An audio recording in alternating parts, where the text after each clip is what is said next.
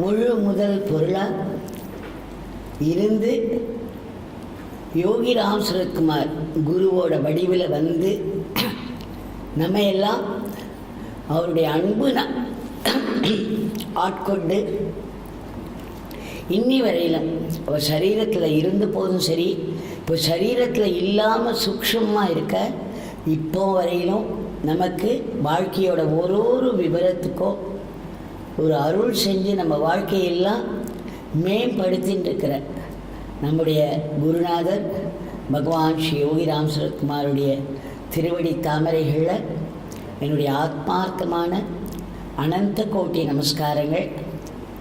எப்படி வந்து ஒரு பகவானுக்கு, ஒரு பக்தர்களுக்கு எல்லாருக்கும் நமக்கு பகவான் வேணும் இல்லையா? நம்ம வாழ்க்கைக்கு உதவி வேண்டியிருக்கு, வழிகாட்டுதல் வேண்டியிருக்கு, பாதுகாப்பு வேண்டியிருக்கு. இந்த மூணு இல்லாமல் நம்ம மனுஷ வாழ்க்கையை நம்மளால் நினச்சி கூட பார்க்க முடியாது. அதே மாதிரி பகவானுக்கும் பக்தர்கள் வேணும். நம்ம பக்தர்களுக்கு எவ்வளவு பகவான் வேணுமோ அவ்வளவு பகவானுக்கும் பக்தர்கள் வேணும். அதனால் பகவான் வந்து ஓடி வந்து நமக்கு உதவி செய்யறதுக்கு ரெடியாக இருக்க, அந்த பகவானை நம்ம வழிபடுறதோ அவர்கிட்டேருந்து அருள் வாங்கிறதோ இது எல்லாமே எதில் இருக்குன்னா நம்ம கிட்ட இருக்கக்கூடிய அடக்கத்தில் இருக்குது. எத்தனைக்கு எத்தனை நமக்கு ஈகோ வந்து கம்மியாக இருக்கோ அத்தனைக்கு எத்தனை அருள் உள்ள நுழையும். இது எல்லாருக்கும் தெரியலையா? பணிவு அடக்கம் இருக்கிற இடத்துல அந்த பூரண அருள் அங்கே இருக்கும். அதை இந்த மகாத்மாக்கள்ங்கிறதே யாருனாக்க அவங்களுக்குள்ளே இருக்கிற அந்த ஈகோ நம்ம சொல்கிறோமே, இந்த தனி மனிதத்துவம் அது செத்து போயிடுது. அது செத்து போன பிறகு தான் மிச்சம் இருக்கிறது என்னென்னா தெய்வம் ஒன்று தான். அந்த தெய்வமாக இருக்கிறவங்க தான் இந்த மகாத்மாக்கள். அவங்களுக்கு கடவுளுடைய சக்தி உண்டு. சுவாமி நான் வந்து யோகி ராம் சுரத்குமார் திருவண்ணாமலையில் பார்க்கும் பொழுது எங்களுக்கு அவர் கண்ணில் பட்டார்னா பெரிய விஷயம். அவருடைய தரிசனம் கிடச்சிதுன்னா அதுக்காக அவ்வளோ தபஸ் இருப்போம். 3.5 மணி நேரம் நான் மலை சுற்றி வேண்டினே வந்தேன்னா ஒரு 5 நிமிஷம் அவரை பார்க்க முடியும். அந்த 5 நிமிஷம் பார்க்கறதுக்கு அவ்வளோ ஒரு தபஸும் அவ்வளோ அவருடைய நாமமும் சொன்னால் தான் அந்த பாக்கியமே கிடைக்கும். ஏன்னா நம்ம சுவாமி எப்படின்னா ஒரு அவதூதர் மாதிரி. அதாவது மகாத்மாக்களில் பல வகைகள் இருப்பாங்க. அதில் நமக்கு வந்து யோகி ராம் சுரத்குமார் அவர் நமக்கு குருநாதராக வந்து அமைஞ்சிருக்கார் அப்படின்னாக்க அதுக்கு உரிய பலாபலன்கள்லாம் ஒரு மகாத்மாவுக்கும் இருக்கிற மாதிரி இவருக்கும் அந்த வித்தியாசங்கள் உண்டு. நம்ம எல்லாரும் இன்றைக்கி ஒரு அன்பில் பிணைக்கப்பட்டு இந்த இடத்துல யோகி ராம் சுரத்குமார் ஃபேமிலியாக குடும்பத்தினராக கூடியிருக்கோன்னா அதுக்கு நம்ம அத்தனை பேரும் அவர் மேலே வச்சுருக்கிற அன்பு தான் காரணம். அவர் நம்ம மேலே வச்சுருக்கிற அன்பு தான் காரணம். நம்ம அன்பு இருக்கு பாருங்கள், அது இன்றைக்கி இருக்கும் நாளைக்கு இருக்காது, மறுபடியும் நாளைக்கு திடம்னு ஒரு எதையாவது ஒரு காரணத்தை வச்சு வந்துன்னு போயின்னு இருக்கும். ஆனால் மகாத்மாக்கள் நம்ம மேலே வைக்கிற அன்புங்கிறது நிரந்தரமான அன்பு. அந்த அன்பில் பிணைக்கப்பட்டு தான் நம்ம எல்லோரும் இங்கே வந்திருக்கோம். அவருடைய சங்கல்பத்தினால்தான் இது நடந்துட்டுருக்கு.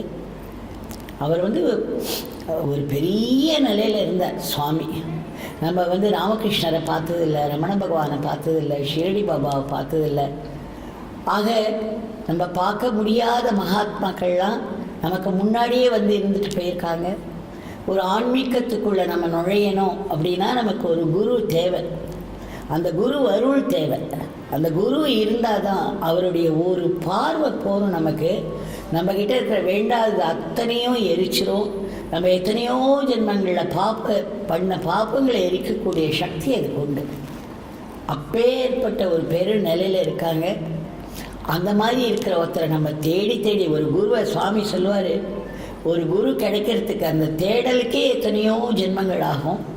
அதுக்கப்புறம் அத்தனை ஜென்மங்கள் ஆன பிறகு நாம் குருவை வந்து ஒரு உருவத்தில் பார்க்கறதுக்கு அதுக்கு எத்தனையோ ஜென்மங்கள் ஆகும். அதுக்கப்புறம் ஒரு மகாத்மாவை பார்த்தா கூட நம்ம மகாத்மானே புரிஞ்சிக்க முடியாது. ரொம்ப சாதாரணமாக இருப்பாங்க பார்க்கறதுக்கு. அருணாச்சல மலையை பாருங்கள், மிச்ச மலையெல்லாம் கூட இன்னும் அழகாக கூட இருக்கும். இப்போ இங்கே இருக்கிற மலையெல்லாம் எத்தனை அழகாக இருக்குது, அவ்வளோ பச்சை பசேன்னு இருக்குது. அது சாதாரணமாக ஒரு கல் மலை, அவ்வளோதான். முதல்ல பார்க்குறவங்களுக்கெல்லாம் இது சாதாரண, இதுக்குன்னு கல்மலை தானே, இது வந்து சிவான்லாம் சொல்கிறாங்களே அப்படிலாம் ரொம்ப ஆச்சரியமாக இருக்கும். அந்த உள்ள நுழைஞ்சி அவர் மேலே அத்தனை பாடல்கள், அத்தனை மகாத்மாக்கள் அந்த ஊருக்கு வந்திருக்காங்க, அவர் மேலே அத்தனை பாடல்கள் பாடியிருக்காங்க. அந்த திருவண்ணாமலையே அந்த அருணாச்சல மலைங்கிற சிவனுடைய கர்ப்ப கிரகமாக இன்னி வரையிலும் ஒரு அளப்பரிய சக்தியை வீசின்னு இருக்கு அந்த இடத்துல. ஆனால் அந்த மலை எப்படி இருக்கும்னா சாதாரண மவுண்டன், கல் மலை தான். பார்க்குறோம் ஏதாவது ரொம்ப வித்தியாசமாக ஏதாவது தெரியுற அந்த மலையை பார்த்தா இருக்காது. ரமண பகவான் சொல்கிற இது சாதாரண கல்மலைன்னு நினச்சி ஏமாந்து போயிடாதீங்க. இந்த மலையில் இருக்கிற அந்த சக்தி வந்து தான் கடவுளுடைய சக்தி அப்படின்னு அந்த மலையை சுற்றி வாங்கும். அந்த மலையை நினச்சாலே, அருணாச்சலான்னு நினச்சாலே, நினச்ச மாத்திரத்தில் நமக்கு முக்தியை தரக்கூடிய அந்த மலை அது, அந்த ஸ்தலம் அது. அந்த மலைக்கு அத்தனை ஒரு காந்த சக்தி இருக்குது. அந்த காந்த சக்தி தான் உலகத்தோட மூலையில், எங்கே வடதுருவத்திலேருந்து தென்துருவம் வரையிலும் என்னென்ன நாடுகள் இருக்கோ, ஒரு நாட்டை பேரை சொன்னீங்கன்னா அந்த நாட்டிலேருந்து கொஞ்சம் பேர் அங்கே திருவண்ணாமலையில் இருப்பாங்க. அப்படி ஒரு இன்டர்நேஷ்னல் சிட்டியாக இன்றைக்கி இருக்குது அந்த திருவண்ணாமலை. அந்த திருவண்ணாமலையில் தொன்று தொட்டு நமக்கு வந்து நினைவு தெரியாத எத்தனையோ ஆயிரக்கணக்கான வருஷங்கள் புராண காலம் போனோன்னா அந்த இடத்துல வந்து சிவபெருமான் ஒரு பெரிய ஒரு தூண் மாதிரி, இப்போ கூட கொஞ்ச நாள் முன்னாடி நாங்கள் பார்த்தோம், ஒரு தூண் மாதிரி ஒரு ஃபயரி காலம் நின்றுது. அது ஏதோ 2-3 பேர் படம் பிடிச்சிருக்காங்க, என்கிட்ட கூட இருக்குது, நான் காமிக்கிறேன். ஆனால் அதெல்லாம் ஒன்றும் கிடையாது. அந்த ஒரிஜினலாக அந்த சிவபெருமான் அவருடைய தேஜஸோட அப்படி அடிமுடி தெரியாமல் நின்ன போது எப்படி இருந்திருக்கும் இந்த உலகமே. அந்த தேஜஸில், அந்த சக்தியில் அப்படியே மூழ்கி தக தக தகன்னு இருந்த அந்த இது, அந்த தகதகப்ப அது வந்து தீ இல்லை, நாம் சொல்கிற சாதாரணமான ஃபிசிக்கல் ஃபயர் இல்லை, அது சிவபெருமானுடைய தேஜஸ். அது அந்த தேஜஸோட இதை வீரியத்தை தாங்க முடியாமல் ஜனங்கள்லாம் கஷ்டப்பட்டதை, தேவர்கள் முதற்கொண்டு கஷ்டப்பட்டதை பார்த்து அவர் அதுக்கப்புறம் ஒரு தங்க மலையாக, அதுக்கப்புறம் தாமரை மலையாகி இன்றைக்கி கலியுகத்துக்கு ஏற்ற மாதிரி கல் மலையாக அங்கே இருக்க. கலியுகத்தில் தாமரை மலையாக இருந்தாலும் சரி, தங்க மலையாக இருந்தாலும் இன்றைக்கி அந்த மலையே இருக்காது அந்த இடத்துல, இல்லையா? எல்லோரும் உடச்சி உடச்சி உடச்சி பெரிய பெரிய இதுவாக கல்லாக எடுத்துன்னு போயிருப்பாங்க. அதனால் கலியுகத்தில் அப்போ கூட அந்த மலையை இன்னும் நிறைய பேர் வெட்டி வெட்டி எடுக்கிறாங்க, மலை மேலே வீடெல்லாம் கட்டிக்கிறாங்க, அதெல்லாம் நடக்கிறது. ஆனால் கூட அந்த வீரியம், அந்த மலையினுடைய சக்தி குறையவே இல்லை. இப்போவும் அருணாச்சலா அப்படின்னு நினச்சா எத்தனையோ உள்ளத்தில் ஒரு தீ மாதிரி ஒரு பக்தி பற்றி எரியறது பார்க்குறோம். அப்பேற்பட்ட க்ஷேத்திரத்தில் ஆயிரக்கணக்கான வருஷங்கள் ஆரம்பத்தில் சிவபெருமானில் ஆரம்பிச்சது எத்தனையோ ரிஷிகள். அங்கே நமக்கு பேர் தெரிஞ்ச பேரும் இருக்குது, தெரியாத பேரும் இருக்குது. அத்தனை ரிஷிகள் அந்த இடத்துல இருந்து தபஸ் பண்ணி சிவனை ஆராதித்த இந்த க்ஷேத்திரத்தினோட சக்தி எப்படி இருக்குன்னா, எந்த ஊரில் இருந்து, எந்த நாட்டில் இருந்து நீங்கள் ஆழமாக அதை நினைச்சாலே முக்தி தரும், நினைத்தாலே முக்தி தரும். திருவண்ணாமலைன்னு பேர் அதுக்கு. காசியில் மரணம் அடைஞ்சால் முக்தின்னு சொல்லுவோம், திருவாரூரில் ஜனனம் இருந்தால், அதாவது பிறந்தாக்க முக்தின்னு சொல்லுவோம். அதே மாதிரி சிதம்பரம் நடராஜனை தரிசனம் பண்ணினாக்க முக்தின்னு சொல்லுவோம். ஆனால் திருவண்ணாமலைக்கு மட்டும் ஒரு பெருமை என்னென்னா, நீங்கள் வந்து தரிசனம் பண்ணணுங்கிறது கிடையாது, திருவண்ணாமலையே பிறக்கணுங்கிறது கிடையாது, திருவண்ணாமலையில் மரணம் அடைஞ்சாதான் முக்திங்கிறதும் கிடையாது. எந்த இடத்துல உலகத்தில் நின்னாலும் திருவண்ணாமலையை நினச்சா முக்தி. அப்பேற்பட்ட ஒரு பெரிய க்ஷேத்திரம். அந்த க்ஷேத்திரத்துக்கு இன்னும் ஜாஸ்தி பெருமையை கூட்டிகிட்டே இருக்கிறது இந்த மகாத்மாக்கள் தான். இந்த மகாத்மாக்கள் வேறு யாரும் இல்லை. இந்த கலியுகத்தில் ஒரு ராமனாவோ கிருஷ்ணனாவோ சிவனாவோ கடவுள் நம்ம எழுத்தாப்பில் வந்து நின்னா நம்ம அவரையே நம்ப மாட்டோம், அவருக்குரிய மரியாதையை நம்ம கொடுக்க மாட்டோம், நம்ம அவரை ரொம்ப சாதாரணமாக ட்ரீட் பண்ணுவோம், இல்லை பயந்து ஓடி போயிடுவோம். அதனால் அவர் என்ன பண்ணுறாருன்னா, இந்த மகாத்மாக்கள் உருவத்தில் வந்து அவர்களுடைய நடை உடை பாவனையோட, அவர்களுடைய மகா பெரும் சக்தியினால் நம்ம அத்தனை பேரும் ஆட்கொண்டு நம்ம இறை வழிக்கு வருவதற்காக இன்றைக்கி பிரத்யக்ஷ தெய்வமாக இருக்கிறவங்க வந்து இந்த மகாத்மாக்கள் தான். கலியுகத்தில் பார்த்திங்கன்னா மகாத்மாக்கள் நிறைய பேர் இருப்பாங்க. அந்த மகாத்மாக்களையும் அத்தனை வெரைட்டி இருப்பாங்க. ஏன்னா ஜனங்கள் அத்தனை வெரைட்டி. ஒரு சிலர் வந்து அந்த ஒரு மூளை அறிவு இருக்கு இல்லையா, அந்த அறிவு ஜீவிகள், அவங்க வந்து ஒரு சிலதுனால்தான் கவரப்படுவாங்க. ரொம்ப இமோஷனலாக இருக்கிறவங்க வந்து பக்தி மார்க்கத்தில் ஈடுபடுவாங்க. அதே மாதிரி சில பேர் பரபர நம்மளுக்கு பக்திலேயும் மனசு நிலைக்காது, ஞானத்துலேயும் மனசு நிலைக்காது. ஆனால் சதா அவங்களுக்கு காரியம் செஞ்சுட்டே இருக்கும். அவங்களுக்கு ஒரு கர்ம மார்க்கம். இப்படி பலவிதமாக ஜனங்கள் இருக்கிறதுனால அதுக்கு தகுந்த மாதிரி மகாத்மாக்கள் வராங்க. ஆனால் அந்த மகாத்மாக்களுக்குள்ள எந்த வித்தியாசமும் கிடையாது. எல்லாருமே இறைவனோடு ஒன்றினவங்க, இறை அருளை உலகத்துக்கு கொடுத்து உலகத்தை உய்விக்கணுங்கிறதுக்காகவே வந்தவங்க அத்தனை பேரும். அதனால் பார்க்கறதுக்கு அங்கே வந்து சேஷாத்ரி சுவாமின்னு ஒருத்தர் இருந்தார். நிறைய பேர் நடுவில் நாயன்மார்கள்லேருந்து ஆரம்பித்து, அதுக்கு முன்னாடி தேவர்கள் ரிஷிகள்லாம் ஆரம்பித்து பார்வதி தேவி அங்கேயே இருந்து தபஸ் பண்ண இடம். அதனால் திருவண்ணாமலையில் இப்போ கூட லேடிஸ் வந்து தபஸ் பண்ணாங்கன்னா சீக்கிரம் அவங்களுக்கு ஒரு பெருநிலை வரும். அது ஒரு சீக்ரெட் அங்கே.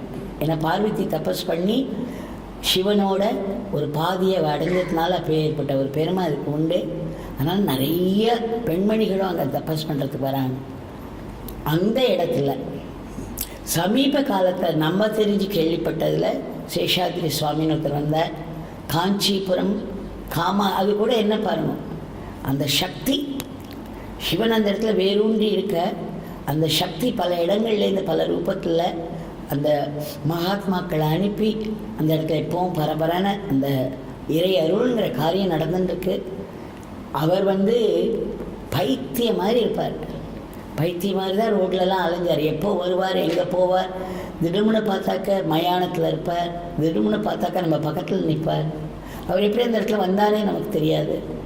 அவருடைய பிஹேவியர் எல்லாமே ரொம்ப ஒரு பைத்தியம் மாதிரி இருக்கும். அவர் இருக்கும் பொழுதே ரமண பகவான் வந்துட்டார். அவர் மதுரை மீனாட்சியோடைய தவ புதல்வராக அந்த இடத்துக்கு வந்தார். நம்ம சுவாமி யோகிராம் சுரத்குமார் வந்து வாராணசியில் விசாலாட்சி அம்மனுடைய தவ புதல்வராக அங்கே வந்தார்.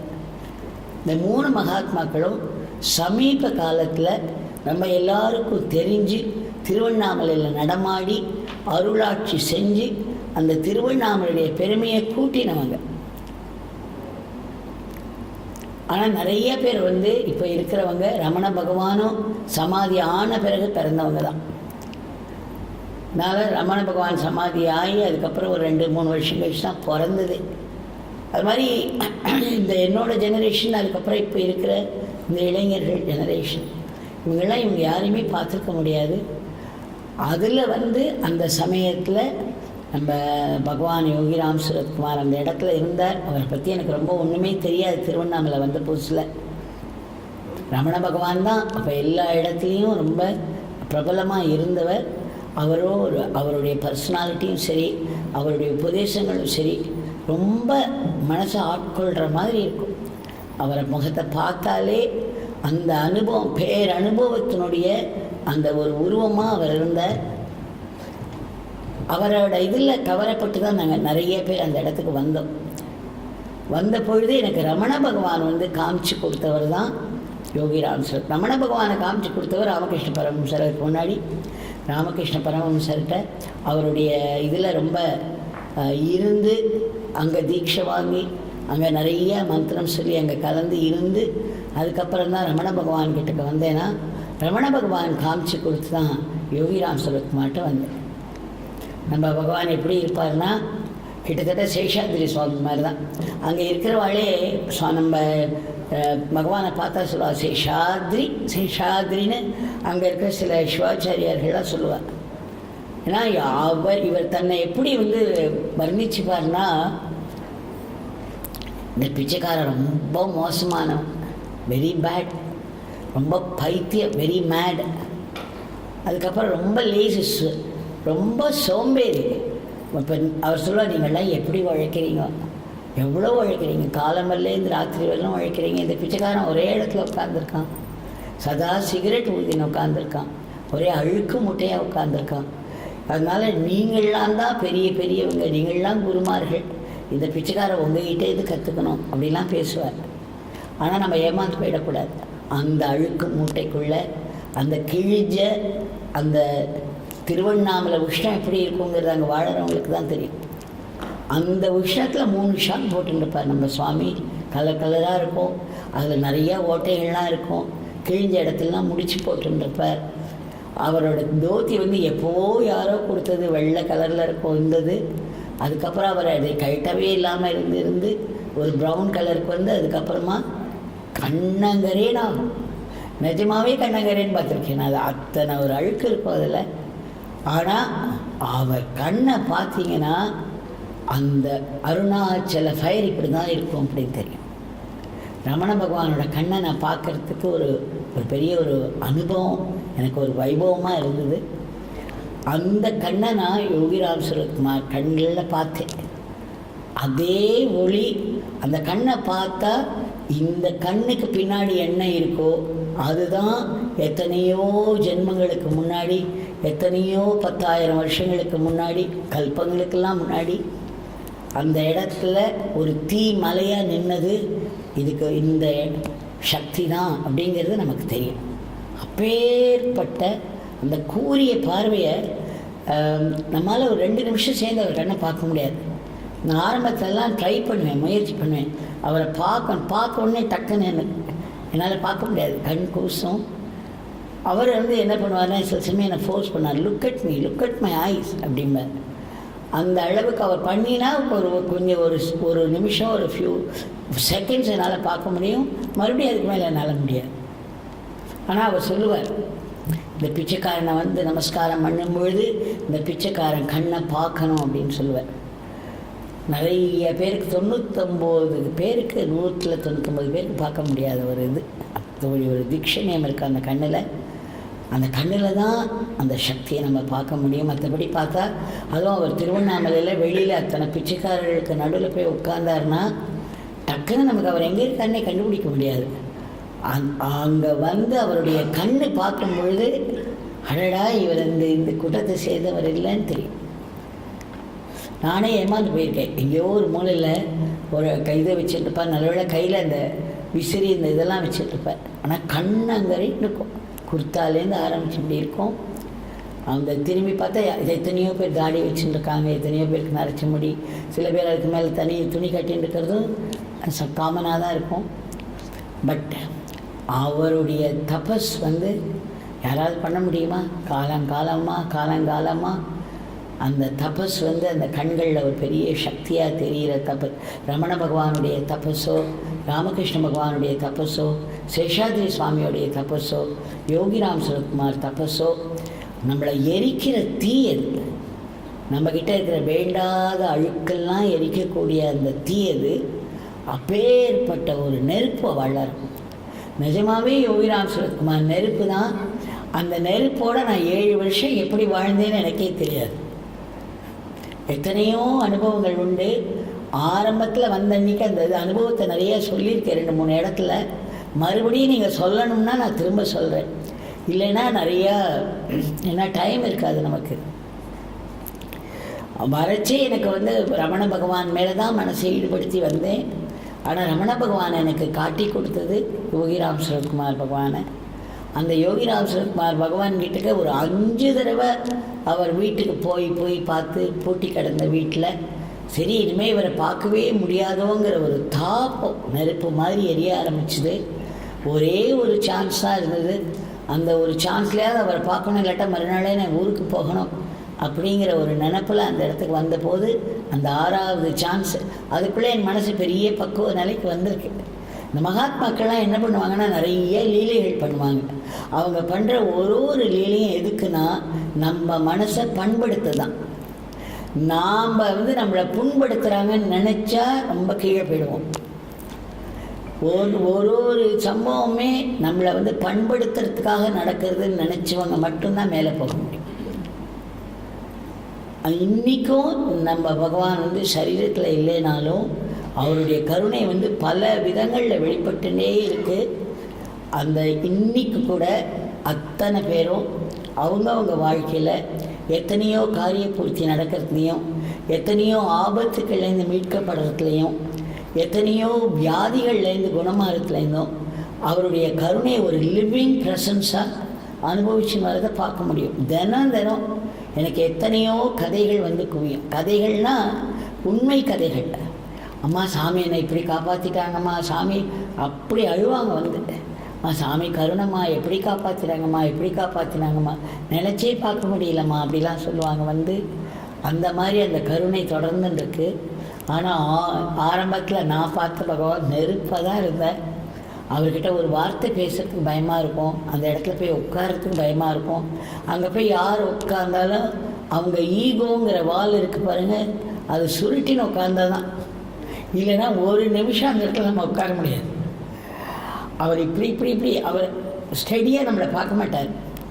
ரமண பகவான் வந்து ஸ்டடியாக பார்ப்பார் ஒருத்தரை. இவர் எப்படின்னா அந்த ஒரு இப்படி பார்த்துட்டே போயிடுவார். அந்த கார்னர் கிளான்ஸில் நம்மளை பற்றி, நம்ம ஒரு கண்ணாடி கூண்டுக்குள்ளே வச்ச ஒரு பொருள் மாதிரி நம்மளை பற்றி அத்தனையும் தெரிஞ்சிடும் அவருக்கு. என்ன காரணத்துக்காக வந்திருக்கோம், என்னென்ன பிரார்த்தனைகள் இருக்குது, என்னென்ன போராட்டங்கள் நம்ம மனசில் இருக்குது, நம்ம வாழ்க்கையில் இருக்குது, நம்மளை சுற்றி இருக்கிறவங்க எப்படி இருக்காங்க, நம்மளுடைய அடுத்த ஜென்மம் எப்படி, ஜென்மம் இருக்கா இல்லையா, அத்தனையும் அவருக்கு வெளிச்சமாயிடும். அதுக்கப்புறம் அவர் பிஹேவ் பண்ணுறது ரொம்ப வித்தியாசமாக இருக்கும். ஒரு 2 பேர் பக்கத்தில் உட்காந்துருப்பாங்க. ஒருத்தர்கிட்ட பிஹேவ் பண்ணுறது வேறு மாதிரி இருக்கும், இன்னொருத்தர் பிஹேவ். நம்ம போய் அவர்கிட்ட எல்லோரும் உங்களுக்கு ஈக்குவல் தானே, அந்த மாதிரி தானே நீங்கள் பண்ணணும் அப்படின்னு கேட்க முடியாது. ஒரு சில மகாத்மாக்கள் அந்த மாதிரி இருப்பாங்க, ஏன்னா அந்த செய்தியை சொல்ல வந்தவங்களாக இருப்பாங்க அவங்க. ஒரு சில மகாத்மாக்கள் நடந்துக்கிற விதம் வேறையாக இருக்கும். அதை வச்சு இந்த மகாத்மா வேறு அந்த மகாத்மா வேறெல்லாம் நம்ம நினைக்கக்கூடாது. மகாத்மாக்களை நம்ம மதிப்பிடவே முடியாது. அவங்கள நம்ம புரிஞ்சிக்கிறதே ரொம்ப கஷ்டம். ஏன்னா நான் பார்த்துருக்கேன், சுவாமி வந்து ஒரே சமயத்தில் 7 லெவலில் வந்து வேலை பண்ணுவார். இந்த அவருடைய பிரபஞ்சம் முழுக்க அவர் வேலை நடக்கிறத பார்த்தேன். அந்த மாதிரி ஒரு வேலையை பண்ணிட்டு, ஒரு பிச்சைக்காரனோட ட்ரெஸ்ஸை போட்டுட்டு, ஒரு கொட்டாங்கச்சி கையில் வச்சுட்டு, அவ்வளோ ஒரு பவரை வச்சுட்டு அந்த கோள்களை முதற்கொண்டு அவர் மாற்றிருக்கார். கோள்களை மாற்றுறது மட்டுமல்ல, எத்தனையோ பிரபஞ்ச நிகழ்ச்சிகள் எல்லாம் மாற்றிருக்கார் அவர் வேலை செய்கிறத நான் பார்த்துருக்கேன். பக்கத்தில் ஒரு அடி தள்ளி உட்காந்து பார்த்துருக்கேன். அப்போல்லாம் அவருக்கு வந்து அந்த சரீரம்னு ஒன்று இருக்கிற மாதிரியே இருக்காது, அந்த ஒரு பேர் ஒளியாக இருப்பார் அந்த இடத்துல. அதனால் யார் யோகிராம் சுரத்குமார்னு கேட்டால் அந்த பச்சை தலைப்பா கட்டிண்டு அழுக்கு பஞ்சகச்சம் கட்டின்னு நிற்கிறவன்னு நம்ம சொல்ல முடியுமா? இல்லை நம்ம கண்ணுக்கு சில சமயங்களில் தெரிகிற அந்த பேர் ஒளின்னு சொல்கிறதா? இல்லைன்னா நமக்கு ஒரு குருவாக இருந்து நம்ம ஆட்கொள்கிறதும் லீலைகள் இது பண்ணி வேண்டிய நேரத்தில் அணைச்சி வேண்டாத நேரத்தில் கண்டித்து நம்மளை திருத்தி நம்ம மனசை மேலே பண்படுத்தி கொண்டு வருது. எத்தனை ரோல்! சில சமயம் தாயாக இருப்பார், சில சமயம் தந்தையாக இருப்பார், சில சமயம் குருவாக இருப்பார், சில சமயம் தெய்வமாக அப்படியே ஒரு பூரணத்துவத்தில் அப்படி நிற்பார். அதனால் அவங்கள மட்டும் நம்ம எந்த விதமான டெஃபினிஷன்ஸ், எந்த விதமான விளக்கத்துக்கும் ஆட்படுத்தவே முடியாது. தப்பி தவறி கூட ஒரு மகாத்மாவை குற்றம் சொல்லிடாதீங்க. நமக்கு தெரியாது எந்த புத்தில் எந்த பாம்பு இருக்குன்னு. சாமி சொல்லுவார், 100 பிச்சைக்காரங்களுக்கு நீ சாப்பாடு போட்டேன்னா அதில் ஏதாவது ஒரு மகாத்மாவுக்கு ஒரு ஓரத்தில் தெரியாமல் உட்காந்துருப்பான் அப்படிம்பார். பிச்சைக்காரங்கள்லாம் வந்து நீங்கள் ஒரு வேளை சாப்பாடு கொடுத்துட்டாக்க அவங்க பெரிய மில்லியனர் ஆகிட போகிறாங்களா, இல்லை உங்கள் சொத்தெல்லாம் நீங்கள் இழந்துருவீங்களா அப்படின்னு கேட்பார். ஒருத்தர் வந்து கையை நீட்டி சாப்பாடு வேணும், ஒன்றும் இல்லாமல் வறுமையில் கேட்குறான்னா உங்ககிட்ட இருக்கிறத கொடுக்கணும்னு சொல்லுவார் சாமி. இந்த மாதிரி பெரிய பெரிய ரிஷிகள் எல்லாருமே பிச்சைக்காரங்க வடிவில் தான் வருவாங்க. பிச்சைக்காரங்களை நம்ம வந்து அடிக்கிறதோ துன்புறுத்துறதோ ஜெயிலில் போடுறதோ இல்லை சாப்பாடு இல்லாமல் இதெல்லாம் வந்து ரொம்ப ரொம்ப ரொம்ப தப்பு அப்படின்னு சொல்லுவார் சாமி. அப்படி பேசும்பொழுது அவர் கண்ணில் தண்ணி வரும். ஏன்னா அவர் அவ்வளவு ஏன்னா இவங்க யாருமே தன்னை காமிச்சிக்க மாட்டாங்க. தான் பெரிய ரிஷியோ நான் தான் கடவுள்னும் காமிச்சிக்க மாட்டாங்க. ஒரு சாதாரண மனுஷன் இவங்களை அடிக்கும்பொழுது அடி வாங்கிப்பாங்க. ஒரு நிகழ்ச்சி, சாமி வந்து அப்போல்லாம் சாப்பாடே கிடைக்காம ஒல்லியாக இருப்பார். அந்த ஒல்லியாக இருக்கும்பொழுது அவருக்கு நமக்கு என்ன ஒரு பெரிய பங்களோ இருக்குது, அவ்வளவு வசதிகள்லாம் இருக்குது நமக்கு. ஆனால் சாமிக்கு இருந்து பொசிஷன்ஸ்னு ஒன்றுமே கிடையாது. கையில் ஒரு உடஞ்ச குச்சி ஒன்று வச்சு, விசிறி ஒன்று வச்சுருப்பார். ஒரு குச்சி, இந்த மாட்டுக்காரன் குச்சி ஒன்று வச்சுருப்பார். அப்புறம் ஒரு கொட்டாங்கச்சி வச்சுருப்பார். அப்படியே ஒல்லியாக இருப்பார், சாப்பாடு இல்லாமல் இருந்து அவர் ரோட்டில் போயின்னு இருக்காரு. அந்த சமயத்தில் இந்த வடநாட்டிலேட்டு வந்தவங்களெல்லாம் கண்டால் ஒரு பிடிக்காத ஒரு நிலைன்னா ஹிந்தி அவங்க திணிக்கிறாங்க அப்படிங்கிற ஒரு கருத்து நிலவினதுனால அதை வச்சு ஒரு எதிர்ப்பு இருந்தது. அதில் முக்கியமாக நம்ம சுவாமி கொஞ்சம் பைத்தியக்கார மாதிரி நடப்பார், பேசுவார், எல்லாம் பண்ணுவார் இல்லையா. அவர் மேலே ஒரு குறி இருந்தது. இந்த லோக்கலில் இருக்கிற ரவுடிகளுக்கெல்லாம் விடும்னா ஒரு 4 பேர் சூழ்ந்துக்கிறாங்க சாமியை. அவங்க மட்டும் கையில் இருக்கிற கொட்டாங்குச்சியை பிடுங்கி தூக்கி எறிகிறாங்க, விசிறியை தூக்கி எறிகிறாங்க, அந்த குச்சியை தூக்கி எறிகிறாங்க. அவர் கையில் கொஞ்சம் நியூஸ் பேப்பர் வச்சுருந்துப்பார். ஏன்னா உலக நடப்பு அந்த உலக நடப்பை அதை பார்த்து ஸ்மோக் பண்ணுவார். அந்த சுச்சுவேஷனே கம்ப்ளீட்டாக மாறிடும். அதனால் அந்த மாதிரி அவரோட இதெல்லாம் தூக்கி எறிகிறார். எரிஞ்சிட்டு போட்டு அடிக்க ஆரம்பிக்கிறான். நான் சொல்லவே கஷ்டமாக இருக்குது. ஒருத்தர் அடித்து இன்னொருத்தட்ட தள்ளுறாரு, அவர் அடித்து இன்னொருத்தட்ட தள்ளுறாரு, பந்தாடுறாங்க. அப்படியே சப்மிட் பண்ணுறார். அவர் யாரையுமே எதிர்க்கலை. ஒருத்தர் அத்தனை அடி வாங்குறார். அவர் பேசாமல் இருக்கார். சட்டையெல்லாம் கிழிஞ்சி போச்சு, உடம்பெல்லாம் ரத்த விளாராக இருக்குது. அதுக்குள்ளே ஒரு 20 பேர் அங்கே கூடிட்டாங்க. இது வந்து சாமி அவர் வார்த்தைகளில் எனக்கு டிஸ்கிரைப் பண்ணது சுதாமாவில் பல வருஷங்களுக்கு பின்னாடி. அவர் சொல்கிறாரு, தேவ்கி அந்த சமயத்தில் 20 பேர் கூடிட்டாங்க. அவங்க இருந்து வேடிக்கை பார்க்குறாங்க. அதில் எத்தனையோ பேர் இந்த பிச்சைக்காரன் கிட்டக்க வந்து பிச்சைக்காரனை ஒரேடியாக புகழ்ந்து ஒரு நிறைய ஆசீர்வாதங்கள்லாம் வாங்கின்னு போனவங்க யாருமே முன்னுக்கு வரல இந்த பிச்சைக்காரனுக்கு உதவி செய்கிறதுக்கு. இவங்க அடித்து தள்ளிட்டு இருக்காங்க. அதுக்குள்ளே எப்படியோ நியூஸ் வந்து அப்போ வந்து பெருமாள்னு சிவன் நினைந்த பெருமாள்னு ஒருத்தர் பாத்திர கடை வச்சுருந்தார். அவர் வந்து சுவாமி வலிய போய் அவரை ஃப்ரெண்டு பிடிச்சிப்பார். அவர் கடையில் போய் உட்காந்துப்பார். அவருக்கு இப்படியோ அந்த விஷயம் தெரிஞ்சு அவர் இன்னொருத்தர் முருகன் ஒருத்தரோட கூட வந்து 2 பேரும் ஓடி வராங்க. சாமி யாரோ அடிக்கிறாங்கன்ட்டு ஓடி அவங்க ஓடி வரதை பார்த்துட்டு இந்த ரவுடிகள்லாம் அந்த இடத்துலேருந்து ஓடுறாங்க. அப்போ அந்த பெருமாள் சாமி சொல்கிறாரு, சாமி நாங்கள் போய் நல்ல ஒரு கை பார்க்குறோம் சாமி, அப்போ தான் அவங்க உங்களை தொடமாட்டாங்க, இனிமேல் எப்போவுமே உங்களை தொடமாட்டாங்க அவங்க அப்படின்னு அனுமதி கேட்குற மாதிரி கேட்குறாரு. அப்போ சுவாமி சொல்கிறார், இல்லை பெருமாள், அவங்க வந்த வேலையை அவங்க செஞ்சிட்டாங்க. அவங்க அந்த வேலைக்காக வந்தவங்க, அந்த வேலையை செஞ்சிட்டாங்க. நாம் அப்பா வேலைக்காக வந்திருக்கோம், அப்பா வேலையை பார்ப்போம். இதுதான் மகாத்மா. இந்த வார்த்தையை அவர் வந்து ஒரு ஏசி ரூமில் ஒரு நாற்காலியில் உட்காந்துட்டு அப்படியே ஒரு வசதியாக உட்காந்து ஒரு புக்கிலேருந்து படித்து சொல்லலை. அந்த இடத்துல அடி வாங்கி உடம்பெல்லாம் ரத்த விளாராக இருக்கும் பொழுது 2 பேர் உதவிக்கு வந்த பிறகு சொல்கிறாங்க, வேண்டாம் அவங்கள போக விட்டுடு. ஏன்னா இந்த உலகத்தில் கெட்டவங்க கூட அவங்கள மீறி இந்த கெட்டத்தனத்தில் ஈடுபடுறாங்க. ஏன்னா அவங்க அந்த ரோலை ப்ளே பண்ணணும். அதுக்கு தகுந்த மாதிரி தான் அவங்களுக்கு மனசு இருக்கும், அதுக்கு தகுந்த மாதிரி தான் வாழ்க்கை அமைஞ்சிருக்கும். அந்த வாழ்க்கையை அவங்க வாழ்ந்துட்டு போவாங்க. அதில் என்னென்ன பண்ணுமோ அதெல்லாம், ஏன்னா இறைவனுடைய சித்தப்படி தான் எல்லாமே நடக்குது. சாமி அப்படி சொல்கிறார். சொல்லிவிட்டு நீங்கள் போங்க பெருமாள், ஒன்றும் பண்ணக்கூடாது, அவங்கள ஒன்றும் பண்ணக்கூடாது அப்படின்னு சொல்லிட்டாரு. அதுக்கப்புறம் என்கிட்ட சொல்கிறாரு, அது பரவாயில்ல, அங்கே 20 பேர் நின்று இந்த பிச்சைக்காரனை வேடிக்கை பார்த்தாங்க. இதுதான் உலகம், இந்த உலகத்தில் யாரையும் நம்பாத அப்படின்னு சொன்னார். இன்றைக்கி வந்து ரொம்ப ஒரு அன்போடு வந்து இது பண்ணுவாங்க. நாளைக்கு எப்படி இருப்பாங்கன்னு சொல்ல முடியாது. நம்ம மனசையும் நம்மளால் நம்ப முடியாது இல்லையா. இன்றைக்கி ஒரு மாதிரி மனசு நினைக்கிறது, நாளைக்கு வேறு மாதிரி மனசு நினைக்கும். நாளைக்கு இருக்கிற நடப்பு வேறு இருந்ததுன்னா வேறு மாதிரி மனசு நினைக்கும். நம்ம மனசு தான் மாயை. நம்ம பகவான் வந்து பகவத்கீதையில் கிருஷ்ணர் சொல்வார், உன் மனசு தான் உனக்கு எதிரி, உன் மனசு தான் உனக்கு நண்பன் அப்படின்பார். நம்ம மனசு சரியாக இருந்து பக்தி வழிபாடு பண்ணி குருக்கிட்டேருந்து ஒரு அருளை வாங்கி குருவை நம்முடைய வாழ்க்கை துணையாக ஒரு பக்கபலமாக வச்சுட்டு நம்ம ஆத்மா முன்னேற்றத்துலேயும் இந்த வாழ்க்கையையும் ஒரு வெற்றிகரமாக நடத்த முடிஞ்சதுன்னா நம்ம மனசு நமக்கு ஒத்துழைக்கிறது. நம்ம மனசனுடைய ராமகிருஷ்ண பரமஹம்சர் சொல்வார், பூஜாரியோட கிரேஸ் இருக்கட்டும், தெய்வத்தோட கிரேஸுக்கு முன்னாடி என்ன வேணும், உங்கள் மனசோட அருள் வேணும் அப்படிம்பார். ஆக இந்த மனங்களெல்லாம் கட்டி போட்டு வசீகரித்து பண்படுத்தி ஒரு மேல்நிலைக்கு கொண்டு வரது தான் ஒரு குருநாதருடைய அந்த சங்கல்பம். அதுக்குத்தான் அவங்க வராங்க.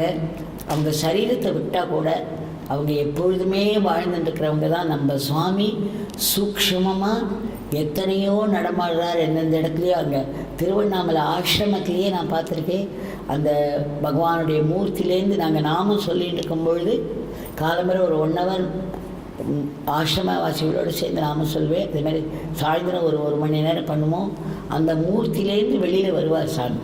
வெளியில் வந்து அங்கேயும் இங்கேயும் நடமாடி நடமாடி நடமாடி இப்போவும் ஆசீர்வாதம் பண்ணிட்டு இருக்கேன்.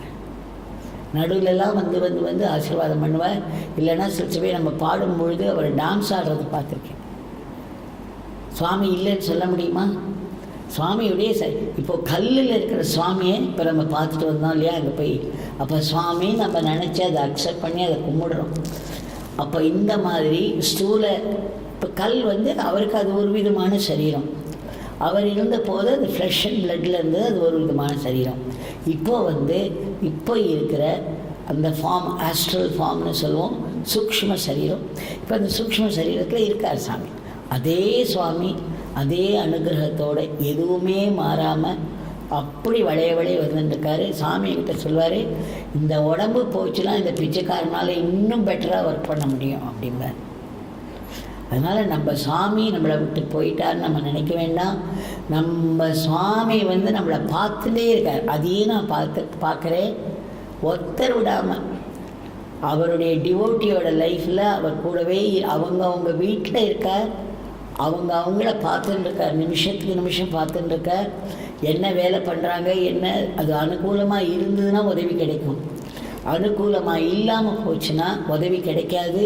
ஆனால் அந்த சமயத்தில் நமக்கு அது அனுகூலமாக இருக்காதுங்கிறது தெரியாததுனால சாமி நம்மளை கைவிட்டுட்டார், சாமி சரியாக உதவி செய்ய மாட்டேங்கிறார், சாமியை போட்டு ஒரு வறுத்து எடுத்துருவோம் இல்லையா. சாமியை வந்து நம்ம வாயில் புரண்டு வெளில வருவார். சாமியே சொல்வார், 100 விஷயங்களில் 99 விஷயங்கள் நடக்கும், ஏதாவது ஒரு விஷயம் நடக்காது, அது வேறு ஒரு காரணத்தினால இருக்கும், அதுவும் ஒரு பெரிய ஆசீர்வாதம். ஆனால் அது தெரியாமல் அந்த நிமிஷம் 100வது தடவை அப்படி நடக்கும் பொழுது இந்த பிச்சைக்காரனை போட்டு திட்டி கொட்டிடுவாங்கன்னு சொல்லுவார். சொல்லி பெருசாக சிரிப்பார். அதனால் நம்ம திட்டுறதும் அவருக்கு தெரியும், நாம் அவரை புகழறதும் அவருக்கு தெரியும். ஆனால் நம்ம குருநாதர் நம்ம மேலே வச்சுருக்கிற பேர் அன்புனால அவர் வந்து அதனால் பாதிக்கப்பட மாட்டார். அதனால் நம்மளை தண்டிக்கவும் மாட்டார். நம்ம ஏதோ வேதனை தாங்காமல் புலம்புறோங்கிறது அவருக்கு தெரியும். ஒரு முறை வந்து போலீஸ் ஆஃபீஸர் ஸ்ரீபால்ஜின்னு இருந்தார். அவர் அந்த இதுக்கு சென்னைக்கே ஒரு பெரிய போலீஸ் ஆஃபீஸர் அவர் தான். அவருடைய மனைவி அடிக்கடி வருவாங்க, அவருமே ஸ்ரீபால்ஜியுமே வருவார். சாமிகிட்ட வந்து அந்த நீதிபதிகள் நிறைய பேர் வருவாங்க, ஜுடிஷியரிலேருந்து நிறைய பேர் வருவாங்க, அதே சமயம் போலீஸ் டிபார்ட்மெண்ட்லேருந்து நிறைய பேர் வருவாங்க. அவங்களுக்கெல்லாம் தான் பிரச்சனைகள் ஜாஸ்தி. அப்போ வந்து அந்த கமலேமா உள்ள நுழைஞ்சு அவங்க என்ன பண்ணாங்கன்னா, இப்படி சாமியை பார்க்காம இப்படி தனியை குளிஞ்சபடியே வந்து உட்கார்ந்தாங்க.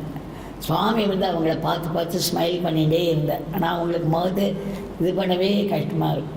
நான் எழுத்தாப்பில் உட்காந்து பார்த்துட்டு இருந்தேன் இந்த ட்ராமா நடக்கிறது. அதுக்கப்புறம் அவங்க என்னை பார்க்கும் பொழுது நான் அப்படி அவங்கள பார்த்து சிரித்தேன். அவங்களுக்கு புரிஞ்சுட்டு அப்புறம் சாமியை பார்த்து அப்புறம் இப்படி கையை குப்பினாங்க. அப்புறம் சுவாமி சிரித்தார், அப்புறம் அவங்களும் சிரித்தாங்க. அதுக்கப்புறம் அவங்க சொல்கிறாங்க, சாமி எனக்கு உங்கள் முகத்தை பார்க்கவே ரொம்ப கஷ்டமாக இருக்குது. நேற்று ராத்திரி ஃபுல்லாக உங்களை திட்டிகிட்டு இருந்தேன், நீங்கள் எனக்கு உதவி செய்யலைங்க, உங்களை ராத்திரி ஃபுல்லாக திட்டினேன் சாமி, இன்றைக்கி காலம்பரம் உங்கள் முகத்தில் பார்க்கறதுக்கே எனக்கு ரொம்ப வெக்கமாக இருக்குது. இப்போ சாமி சொல்கிறாரு, என்னோடய ஃபோட்டோவை வச்சுக்கோ, என்கிட்ட நீ என்ன வேணாலும் பேசு, என்கிட்ட எப்படி வேணாலும் சண்டை போடு, என்னை என்ன வேணாலும் திட்டு, இந்த பிச்சைக்காரன் உனக்கு அருள் மட்டும்தான் செய்வேன் அப்படின்னார். இந்த பிச்சைக்காரன் தப்பாக எடுத்துக்க மாட்டான். ஏன்னா என்னுடைய பக்தர்கள் வந்து என்ன செஞ்சாலும் அந்த பக்தியில் ஒரு அன்பில் தான் அது செய்கிறாங்க. அதை நான் தப்பாக எடுத்துக்க மாட்டேன். நீங்கள் வந்து உங்கள் மனசில் இருக்கிற தாபத்தை கோபத்தை எல்லாத்தையும் எங்கிட்ட கொட்டலாம் அப்படின்னு சொன்னார். அப்பேற்பட்ட ஒரு கருணாமூர்த்தி நம்ம குருநாதர். ஆனால் நம்ம குருநாதர்கிட்டக்க நாம் என்ன பண்ணணும் அப்படின்னாக்க அவருடைய நாமம். நம்ம சாமி சொல்லுவார், இந்த பிச்சைக்காரன் ஒன்றுமே இல்லை, பிச்சைக்காரனோட உடம்பு கூட ஒரு நாளைக்கு போயிடும், ஆனால் அந்த பிச்சைக்காரனுடைய நாமம் இருக்கே அதுதான் இறைவன் அப்படின்னு சொல்லுவார். இந்த நாமத்தை சொல்லும் பொழுதெல்லாம் இந்த பிச்சைக்காரன் உங்கள் கூட இருப்பேன்னு சொல்லியிருக்கேன். நீங்கள் நாமத்தை சொல்லச்சே நம்ம சுவாமி அந்த இடத்துல ப்ரெசண்ட் ஆகிடுறாரு. நமக்கு உள்ளே தான் இருக்கார் அவர். ஆனால் நமக்கு தெரியாததுக்கு காரணம் நம்ம மனசில் அத்தனை கவலைகள், அத்தனை பிரச்சனைகள், ஏதேதோ வேண்டாத எண்ணங்கள், இப்படிலாம் எண்ணங்கள்னால் நம்ம சூழப்பட்டு இந்த உலகம் அவ்வளோ உள்ளே நுழைஞ்சிருக்கு. நமக்கு இந்த உலகம் உள்ளே நுழைஞ்சதுனால நமக்கு சுவாமியினுடைய ஈர்ப்பு தெரியல. அவர் ஒரு தீமலையாக தான் உள்ளே நிற்கிறார். ஆனால் அதை சுற்றி மேக கூட்டங்கள் இருந்ததுனாக்க அது கூட நமக்கு தெரியாது. ஆனால் கூட அவர் இருக்கார். அந்த சமயத்தில் அவர் நம்ம மனசை உத்து பார்த்துட்டுருக்கார். நம்ம மனசில் என்னென்ன போராட்டங்கள் இருக்குது, என்னென்ன தேவைகள் இருக்குது, எல்லாமே அவருக்கு தெரியும். சாமி சொல்லுவார், இந்த பிச்சைக்காரர் கல்பத்தரு, கேட்டதை கொடுக்கக்கூடிய கல்பத்தரு. ஆனால் ஒரு வித்தியாசம் உண்டு. நீங்கள் என்ன கேட்குறீங்களோ அது உங்களுக்கு நல்லதாக இருந்தால் மட்டும்தான் இந்த பிச்சைக்காரன் தருவேன். அதனால் உங்களுக்கு ஒரு கஷ்டம் வரும் பின்னாடி, அது தெரியாமல் நீங்கள் கேட்குறீங்கன்னா தரமாட்டேன், அப்போ நான் தராமல் இருக்கிறது தான் உங்களுக்கு அருவம் அப்படின்னு சொல்லுவார். அதனால் குருங்கிறவர் கல்பத்தரு, அதாவது விஷ் ஃபுல்ஃபில்லிங் ட்ரீன்னு சொல்லுவோம் இல்லையா, அவர் தான் அது. ஆனால் அந்த கல்பத்தரு கீழே இருந்து நம்ம கேட்கும் பொழுது, நம்ம கேட்கும் பொழுதே சாமி எனக்கு இது வேணும், நான் உங்ககிட்ட கேட்குறேன், ஆனால் இதனால் எனக்கு கெடுதல் வரும்னாக்க நீங்கள் எது நல்லதுன்னு நினைக்கிறீங்களோ அதை கொடுங்க நம்ம சொல்லிட்டோம். என்ன ஆகும்னா அதனால் அவருக்கு ஒன்றும் வித்தியாசம் இல்லை. அவர் ஒரு காரியம் நடக்காமல் போச்சுன்னா கூட நமக்கு சாமி இது நடக்காமல் போகிறது தான் அருள் அப்படிங்கிறத உணர்த்துவார். அதாவது இந்த கிருப்பைங்கிறது 3 விதமாக வேலை செய்யும். நம்ம கேட்ட உடனே சிலதெல்லாம் கிடைச்சிடும். அப்போ நம்ம ரொம்ப கொண்டாடுவோம், அப்பா இந்த மாதிரி ஒரு சுவாமி கிடையாது, கேட்டதெல்லாம் கொடுக்குறாரு அப்படின்னு நினச்சிப்போம். அப்புறம் கொஞ்ச நாள் கழிச்சு பார்த்திங்கன்னா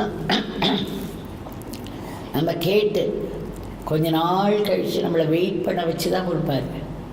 ஆனால் வெயிட் பண்ண வச்சு கொடுக்கும் பொழுது அது பல மடங்கு நம்ம கேட்டதை விட ஒரு வசதியாக இருக்கும்.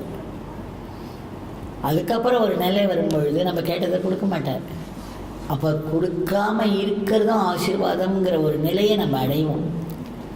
நம்ம சுவாமி தான் நம்ம வாழ்க்கையெல்லாம் நடத்துகிறாரு, வாழ்க்கையோட ஒவ்வொரு விவரத்தையுமே நடத்துகிறாரு. அந்த விவரங்கள் சரியாக நடந்துருக்கு அப்படிங்கிற ஒரு கன்விக்ஷன் நமக்கு வேணும். என்ன நடந்துட்டுருக்கோ அதுதான் சரியாக நடந்துட்டுருக்கு, அதுதான் அந்த நேரத்தில் நமக்கு சிறப்பாக நடந்துட்டுருக்குன்னு அர்த்தம். அதை நம்ம புரிஞ்சுக்கிறது வாழ்க்கையுடைய அடிப்படை உண்மை. அதே மாதிரி ஒரு நிமிஷமும் எந்த இடத்துல கடவுள் நம்மளை வைக்கிறாரோ அந்த இடத்துல தான் நமக்கு வாழ்க்கையோட முன்னேற்றம் இருக்குது. அதுபடி தான் கடவுள் வைப்பார். அதை வைக்கிறது எப்படி இருக்குன்னா நம்மளோட கர்ம வினைக்கு ஏற்ற மாதிரியும், அதே சமயம் நம்மளோட உயர்நிலை, நம்ம அடைய வேண்டிய உயர்நிலைக்கு ஏற்ற மாதிரியும் இருக்கும். அதனால் நம்ம என்ன நினைப்போம், இப்போ இப்படி நடக்கிறதே, இப்படி நடக்கிறது, நம்ம அப்படி நடக்கும் நினச்சோமே, இப்போ இப்படி நடக்கிறதே அப்படின்னு ஒன்று குறைப்படுவோம், டிப்ரெஷன் வரலாம் போயிடும். இன்னொன்று நம்மளை இங்கே கொண்டு வந்து போட்டுட்டாரே சாமி, நம்ம அந்த இடத்துக்கு போய் இருக்கலாமே, அந்த இடத்துக்கு போனால் நமக்கு இன்னும் பெட்டராக இருக்குமே லைஃபு நினைப்போமா இல்லையா? எப்போவுமே நமக்கு நடக்கிறது நமக்கு திருப்தி தராது. அதை மீறி ஏதோ ஒரு பெரிய விஷயம் இருக்கிறதாகவும் நமக்கு அது கிடைக்கலையே அப்படிங்கிற ஒரு தாபம் தான் 100க்கு 99 பேர் மனசில் இருக்கும். சாமி என்ன சொல்கிறார், திருப்தியாயிரு. அந்தந்த நிமிஷம் கடவுள் தான் உன் வாழ்க்கையை நடத்தின்னு இருக்கார். உனக்கு எது சிறப்போ அதை பார்த்து பார்த்து நடத்தின்னு இருக்கார். அதில் நீ திருப்தியாயிரு. அதில் குறைப்பட்டு நமக்கு இப்படி நடந்துருமோ அப்படி நடந்துருமோன்னு பாதி நம்ம பயம், நம்ம மனசனுடைய கற்பனை, இதெல்லாம் சேர்ந்து நம்மளை பலவிதமான துன்பத்தில் ஆழ்த்தின்னு இருக்கும். அப்புறம் பார்த்தா அதில் ஒன்றுமே இருக்காது. அதனால் இதெல்லாம் அடிப்படை உண்மைகள். அதை நம்ம ஏற்றுட்டே இருந்தோன்னா, அக்செப்ட் பண்ணிகிட்டே போனோன்னா கடைசியில் அது என்னென்னா சரணாகதியில் கொண்டு போய் விடும். இல்லை ஒருத்தருமே இது இப்படி நடக்கணும் சாமி இப்படி நடத்தி கொடுத்தாரு, இது இப்படி நடக்கணும் சாமி இப்படி நடத்தி, இப்படியே பண்ணிகிட்டே இருந்தோன்னா நம்ம ஈகோ தான் வளரும்.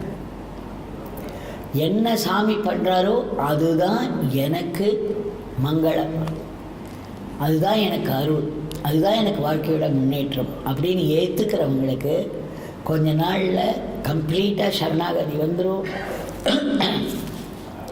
சரணாகதி வர ஆரம்பிச்சதுன்னா நம்மளோட ஈகோ வந்து ரொம்ப கீழே போகும். அந்த அளவுக்கு அருள் உள்ள நுழைஞ்சிடும். எப்படி பள்ளத்தை நோக்கி, மேட்டிலேருந்து பள்ளத்தை நோக்கி தண்ணி சுலபமாக போகிறதோ எங்கே பார்த்தாலும், அதே மாதிரி எத்தனை ஈகோ குறைச்சலாக இருக்கோ அந்த உள்ளங்களை நாடி அருள் போகும். இருக்கிற அருள் ஒன்று தான். அந்த அருள் ரமண பகவானோட உடம்புல நுழையும் பொழுது ரமண பகவான் அப்படிங்கிறோம். யோகி ராம் சரத்குமாரோட உடம்புல நுழையும் பொழுது யோகி பகவான் அப்படின்னு அவரை கூப்பிடுறோம். சேஷாத்திரி பகவான் கூப்பிடுறோம், ராமகிருஷ்ண பகவான் கூப்பிடுறோம். அது வெளியில் இருக்கிற சட்டை தான் மாற்றும். ரமண பகவான் அடிக்கடி இந்த வார்த்தை யூஸ் பண்ணார். இதை ஒரு குரங்கை பார்த்து இது இந்த சட்டை போட்டுன்னு வந்திருக்கு, அதனால நீங்கள் இப்படிலாம் விரட்டி அடிக்கிறீங்க அப்படிம்பாரு.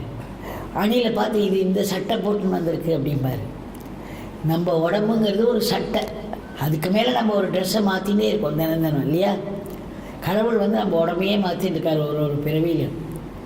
அப்போ உள்ளே இருக்கிறது யாருன்னா கடவுள்னா நம்ம உருவத்தில் வந்து நம்ம வாழ்க்கையை நடத்தின்னு இருக்கிறவர். நாம் தான் அறியாமையில் என்ன பண்ணுறோன்னா, நான் இந்த உடம்பு, நான் தான் என் வாழ்க்கையை நடத்தின்னு இருக்கேன் அப்படின்னு சொல்லி சொல்லி என்ன ஆகும், எனக்கு நான் நினைக்கிறதுலாம் என்னுடைய எண்ணங்கள், நான் பேசுகிறதுலாம் என்னுடைய பேச்சு, நான் செய்கிற செயல்கள்லாம் என்னுடைய செயல்கள் அப்படின்னு நம்ம செய்யும் பொழுது நல்ல கர்மாக்களும் சரி கெட்ட கர்மாக்களும் என்னுடைய கர்மாக்களாகி அந்த கர்ம பலனை கொடுக்க ஆரம்பிச்சிடும். எல்லாமே தெய்வம் பண்ணுறது என் மூலமாக தெய்வம் தான் பண்ணிட்டுருக்கு, எல்லாம் சாமி பண்ணுறாருன்னு சொல்கிறவங்களுக்கு எந்த கர்மமும் ஒட்டாது. உள்ளே வந்து ஒரு ஆன்ம முன்னேற்றம் நடந்துகிட்டே இருக்கும், ஒரு பக்குவம் நடந்துகிட்டே இருக்கும். அதனால் நம்ம அனைவருமே நம்ம யோகி பகவான் வந்து பூரணமாக இருக்கார். இப்போ இந்த இடத்துல அப்படி இருக்கார் சாமி, அவ்வளோ ஒரு வைப்ரண்ட் ப்ரெசன்ஸாக இருக்கார். நம்ம அத்தனை பேரையும் அருள் செஞ்சுருக்கார். இது உங்கள் மனசுக்கு வந்தாலும் சரி வரலைனாலும் சரி இது சத்தியம். சாமி என்கிட்ட சொல்லுவார், 2 பேர் இந்த பிச்சைக்காரனை பற்றி பேசின்ற ஒரு இடத்துல நின்று பேசினாங்கன்னா அந்த இடத்துல 3ஆவதாக அந்த பிச்சைக்காரன் நிற்பேன் அப்படின்னே சொன்னார். எங்கே வந்து இந்த பிச்சைக்காரனை பற்றி பேச்சு நடக்கிறதோ அங்கே தான் இந்த பிச்சைக்காரனோட ஆசிரமம் இருக்குது அப்படிம்பார். நாம் ஒரு ஆசிரமம் கட்டி இது ஒரு ஆசிரமம்னு சொல்கிறது ஒன்று, எத்தனையோ பேர் வந்து அதில் பயனடைகிறாங்க.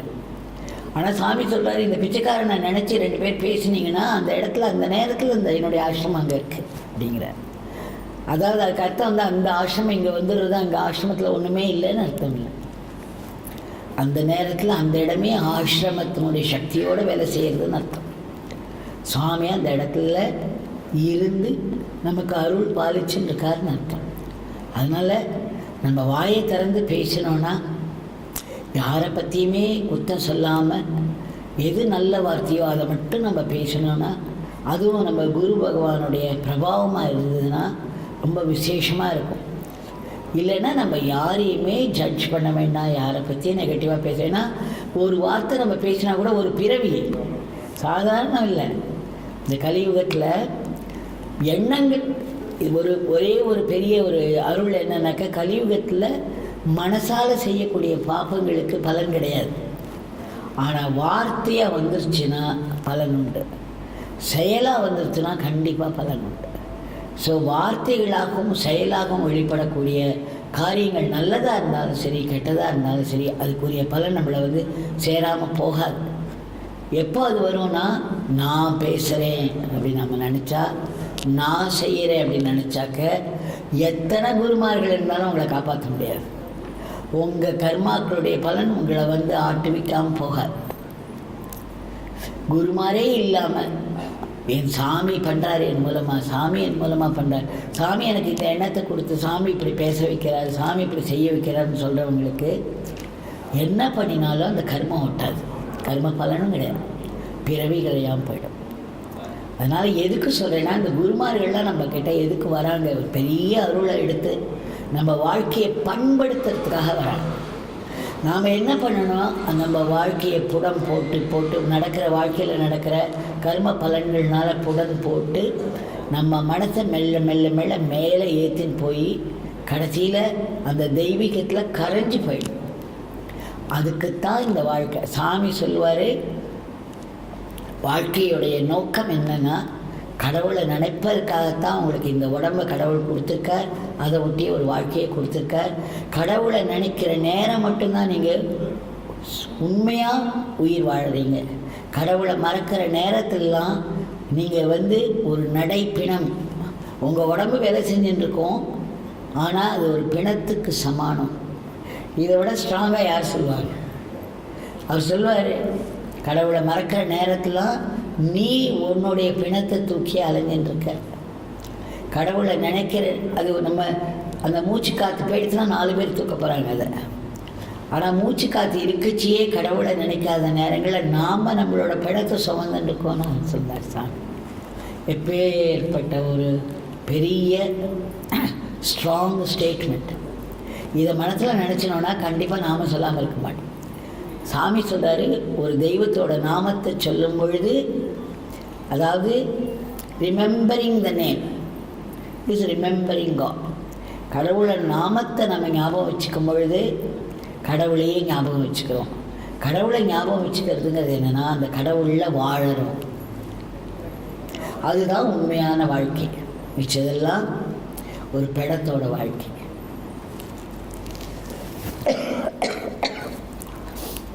ஒரு 5-6 நாள் இல்லை, இன்றைக்கி 10வது நாள் ஆசிரமத்தை விட்டு கிளம்பி இந்த 9 நாளும் பேசிகிட்டே இருக்கேன். அதனால் என்னோடய தொண்டை எவ்வளோ மோசமாக இருக்குன்னு நீங்கள் பார்க்குறீங்க இல்லையா?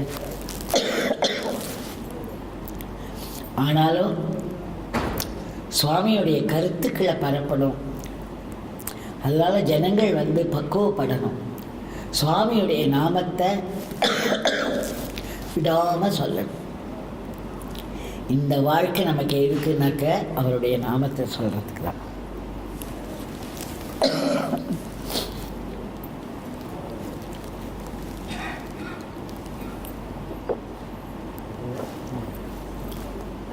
அந்த நாமத்தை வாயால் கையை தட்டி சொல்லலாம். 100 பேரோட சேர்ந்து சொன்னீங்கன்னா அதுக்கு பலன் ரொம்ப ஜாஸ்தி. அப்படி தனியாக இருந்தோம்னாக்க மனசு அலையும் பொழுது கையை தட்டி நாம் சொல்லலாம், சத்தமாக சொல்லலாம். ராமகிருஷ்ண பரமஹம்சர் சொல்கிறார், ஒரு மரத்தில் நிறைய ஒரு 100 காக்கா உட்காந்து கான்னு கத்திட்டுனா நம்மளால் அதை தாங்க முடியுமா? நம்ம ஒருத்தர் மனசுலேயும் 100 காக்கா கத்தின்னு இருக்கு. நீங்கள் ஒத்துப்பீங்களா மாட்டீங்களா தெரியாது. 100 எண்ணங்கள், ஒரு எண்ணத்துக்கும் கடவுள் மட்டும் சத்தம் வச்சுருந்தாருன்னு வச்சுக்கோங்க, உங்கள் பக்கத்தில் இன்னொருத்தர் உட்கார முடியாது. உங்களாலேயே உங்கள் சத்தத்தை தாங்க முடியாது. உங்கள் எண்ணங்களோட சத்தத்தை தாங்க முடியாது. நல்ல வேளை கடவுள் என்ன ஒரு அருள் பண்ணியிருக்காருன்னா, எத்தனை எண்ணங்கள் நம்ம மனசில் வந்தாலும் வெளியில் தெரியாமல் பண்ணியிருக்காரு. தெரிஞ்சால் உட்கார முடியுமா நம்மளால்? நினச்சி பாருங்கள். இதெல்லாம் பெரிய அருள். அதனால் இந்த நாமத்தை சொல்லும் பொழுது மனசுக்குள்ளே சொன்னீங்கன்னாக்க அதுக்கு பலன் ஜாஸ்தி. ஆனால் ஒரு 100 பேரோட சேர்ந்து சொல்லும் பொழுது இன்னும் பலன் ஜாஸ்தி. ஏன்னா நீங்கள் சொல்கிற ஒரு நாமத்துக்கு 99 நாமம் சேர்றது. அப்போ நீங்கள் சொல்கிற ஒரு நாமத்துக்கு 100 நாமத்தோட பலன் கிடைக்கிறது உங்களுக்கு. அதனால் அது பெரிய விஷயம். அதனால தான் இந்த கூட்டு பிரார்த்தனை, கூட்டு ஜபம், கூட்டு நாம சங்கீர்த்தனம்லாம் இருக்குது. தனியாக இருந்தீங்கன்னா மனசுக்குள்ளே சொல்லும் பொழுது உங்களுக்கு ஒரு பெரிய பலன் உண்டு அதில். ஆக நமக்கு ஒரு நாமத்துக்கும் அந்த பலன் இருக்கோ இல்லையா அதை பற்றி நம்ம கவலைப்பட வேண்டாம். சாமி நாமம் சொல்லச்சே அந்த இடத்துல சாமி ப்ரெசண்ட்டாக தேடுங்க. சாமி சொல்லி வாக்கு கொடுத்துருக்கார், நீ என்னோடய நாமத்தை சொன்னேன்னா அந்த இடத்துல நான் இருப்பேன் அப்படின்னு சொல்லியிருக்கார். சாமி நம்ம ஸ்தூலமாக பார்க்க முடியல. அப்போ எங்கே இருக்கார்? நம்ம மனசுக்குள்ளே ப்ரெசண்ட் ஆகிட்டார். நம்ம மனசுக்குள்ளே ப்ரெசண்ட் ஆனது எனக்கு தெரியலைன்னா என் மனசில் அத்தனை கரை படிஞ்சிருக்கு. கண்ணாடி மேலே தூசி படிஞ்சால் நமக்கு அதுக்கு முன்னாடி இருக்கிற பிம்பம் தெரியாது இல்லையா? அந்த மாதிரி உள்ளே இருக்கக்கூடிய நம்மளுடைய பகவானுடைய பிம்பம் நமக்கு தெரியலை. ஆனால் நீங்கள் நாமம் சொல்ல சொல்ல சொல்ல சொல்ல நம்முடைய அழுக்கெல்லாம், அது நாமம் எதுக்குன்னா மெயினாக பியூரிஃபிகேஷன். ஒரு நாமமும் நம்மளை பண்படுத்தும், நமக்கு ஒரு தூய்மைப்படுத்துகிற வேலையை செஞ்சுட்டுருக்கார். எத்தனை நாமம் சொல்கிறீங்களோ, நீங்கள் பக்தியிலேன்னு கவலைப்படாதீங்க, நம்பிக்கையிலேன்னு கவலைப்படாதீங்க, இல்லை நம்ம மன ஒருமைப்பாடு இல்லையே, கான்சன்ட்ரேஷன் இல்லையேன்னு கவலைப்பட வேண்டாம். அடிக்கடி ஒரு 5-6 பேராக சேர்ந்து நாம சொல்கிறது. யாருக்கு அந்த நேரத்தில் என்ன கஷ்டமோ, ஒரு பிரார்த்தனை இருந்ததுன்னா அந்த பிரார்த்தனையை சாமி முன்னாடி மனசாலியாவது வச்சுட்டு ஒரு 4-5 பேர் சேர்ந்து அந்த நாமத்தை சொன்னீங்கன்னா அந்த பிரார்த்தனை நிறைவேறும். சுவாமி அப்படியே சொல்லியிருக்கார், பிரார்த்தனைகள் எல்லாமே நிறைவேறும். இப்போ நீங்கள் ஒரு கூட்டு பிரார்த்தனைன்னு பண்ணினீங்கன்னாக்க, அப்போ அந்த நேரத்தில் யாருக்காவது ஒரு கஷ்டம் இருந்ததுன்னா அவங்களுக்கு நம்ம உதவுற மாதிரி ஆகிடும். அதுவே என்ன பெஸ்ட்டு வேலை உதவுறோம். இப்போ ஒரு 10 பேர் சேர்ந்தீங்கன்னா 10 பேருக்கு எப்பப்பெல்லாம் கஷ்டம் வருதோ அந்த 10 பேர் சேர்ந்து நாம சொல்ல அவங்க கஷ்டமெல்லாம் தீர்ந்து போய் அவங்களுக்கு வெளி உலகத்திலே பெரிய மாற்றம் வரும், உள்ளேயும் ஒரு முன்னேற்றம் வரும். அதனால் இந்த நாமம் இருக்கு இல்லையா, அந்த நாமம் தான் இந்த கலியுலகத்துக்கு சத்தியம், அந்த நாமம் தான் தெய்வம். அந்த மாதிரி தூய்மையை வேறு யார் பண்ணுவாங்கன்னா அந்த மகாத்மாக்களுடைய சன்னதி, அந்த மகாத்மாக்களுடைய சங்கம். அவங்களோட ஒரு பார்வை போகிறோம் நம்மக்கிட்ட இருக்கிற வேண்டாத அத்தனையும் எரிச்சிடும்.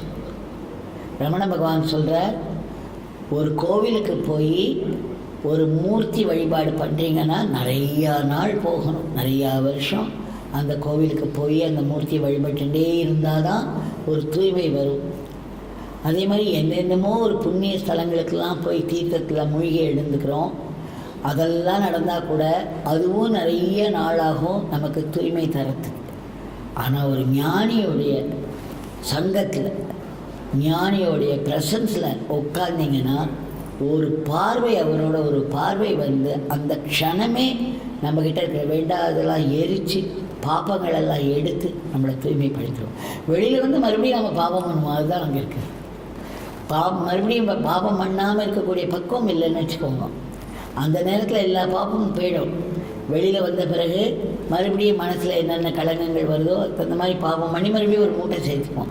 இப்போ கங்கையில் போய் குளிக்கிறவங்களுக்கும் அப்படி தான். குளிக்கிற அந்த நேரத்தில் பாப்பம்லாம் விலகி போயிடும். படி ஏறி வந்தவுடனே அவங்க மனசு அதே தானே. அந்த கங்கையில் குளிக்கிச்சே மட்டும்தான் அந்த நேரத்தில் ரொம்ப கடவுள் நினைக்கிறேன். மேலே படியேறி வரைச்சி ராமகிருஷ்ண பரமஹம்சர் விளையாட்டை சொல்வார், அந்த மரத்தில் தொத்தின்னு உட்காந்துருப்போம், படியேறி வந்தாலும் மேலே ஏறி உட்காந்துரும். அந்த மாதிரி நம்ம மனசு பாபமே செய்யாமல் இருக்கணும் அப்படின்னா நாமும் எப்போவுமே நம்ம மனசில் ஒலிச்சுட்டே இருக்கணும். அந்த நாமம் நீங்கள் வாழ்க்கையை எந்த விதத்துலையும் மாற்றிக்க வேண்டாம், அதே வாழ்க்கையை அதேபடி வாழுங்க. ஹஸ்பண்ட் அண்ட் ஒய்ஃபெல்லாம் ஏதோ காட்டுக்கு போனால் தான் நமக்கு அப்படிலாம் நினச்சிக்காதீங்க. குழந்தைகளோட அத்தனை பிரச்சனைகளோட அத்தனை பங்களா வசதியோடு இருங்க. அந்த வாழ்க்கையை தொடர்ந்து நடத்துங்க. ஆனால் அதோட இந்த சுவாமியோட நாமத்தை சேர்த்துருவோம். என்ன பண்ணாலும் சமைக்கச்சே நாம சொல்லிலே சமைச்சோன்னா அது அத்தனையும் பூஜையாக மாறுது. அந்த உணவை எடுத்து பார்த்தீங்கன்னா அதில் சாத்வீகமான ஒரு சக்தி விழும். அந்த உணவுக்கு ஒரு சாத்வீகம் வந்துடும். இப்போ நம்ம ஒரு நைவேத்தியம் பண்ணுறோம் இல்லையா சாமிக்கலாம், அப்போ ஒரு துளி தண்ணி எடுத்து, இப்போ நான் யோகிராம் சுரத்குமார் 3 தடவை சொல்லி இந்த தண்ணியை விட்டேனாக்க என்ன அர்த்தம், இது எத்தனையோ கைப்பட்டு வந்திருக்கு, எத்தனையோ மனங்கள் பட்டு வந்திருக்கு. இதை நான் படைக்கிறேன், இது தூய்மையான உணவாகி நான் உனக்கு படைக்கணும், இந்த உணவு தூய்மையாகட்டும்ங்கிறதுக்காக தான் அந்த 3 தடவை அந்த நாமம் சொல்லி நான் பண்ணுறேன். சாதாரணமாக என்ன பண்ணுவாங்கன்னா அதுக்கு ஒரு மந்திரம் இருக்குது. அந்த மந்திரத்தை சொல்லி நீங்கள் பூஜாரிகளாக பார்த்தீங்கன்னா அப்படி ஒரு சுற்றி விடுவாங்க. அதுக்கப்புறம் தான் நம்ம அப்படி கையை காமிச்சு, சாமி இதை நீங்கள் ஏற்றுக்கங்க, இதை நீங்கள் சாப்பிட்டுங்க, இதை பிரசாதமாக்கி கொடுங்க எங்களுக்கு அப்படின்னு வேண்டிக்கிறது.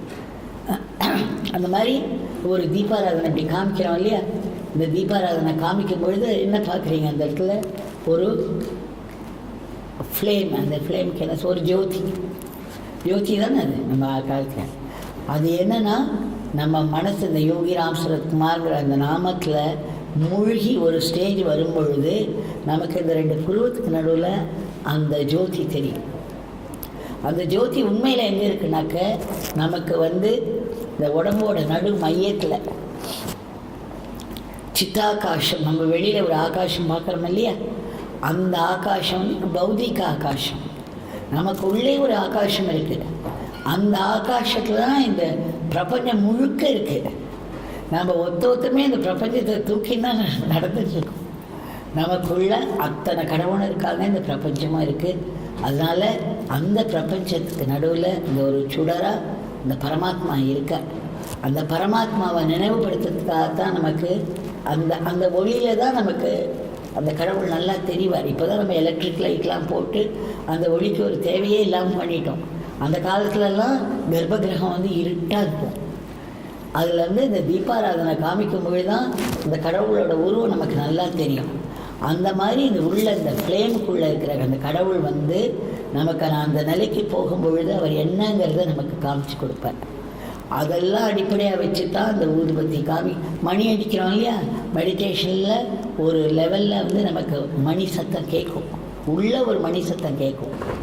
அது மட்டும் இல்லை, வீணை இசை கேட்கும், பல அற்புதமான ஒலிகள்லாம் கேட்கும். அது வந்து இந்த மெடிடேஷன் பண்ணி உள்ளே அனுபவிக்க முடியாதவங்களுக்கு ஸ்தூலமாக இதெல்லாம் நடக்கும் அப்படின்னு காமிக்கிறதுக்கு தான். அது ஸ்தூலமாக நம்ம பார்க்குறோம், அது அத்தனையும் நம்ம மனசு ஒருமுகப்படும்போது உள்ளே நடக்கிறத பார்க்கலாம். கடைசியில் அந்த ஃப்ளேமை தெரியுது பாருங்க, அதுதான் யோகிராம் சுரத்குமார்.